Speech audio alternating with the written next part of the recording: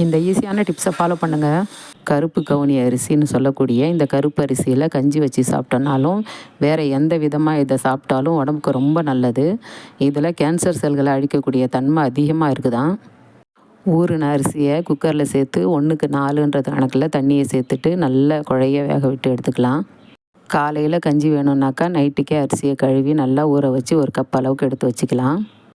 வெந்த அரிசியில் தேவையான அளவுக்கு உப்பு சேர்த்து தேங்காய் பால் பிழிஞ்சு ஊற்றி அப்படியே கஞ்சியாக கூட எடுத்துக்கலாம்.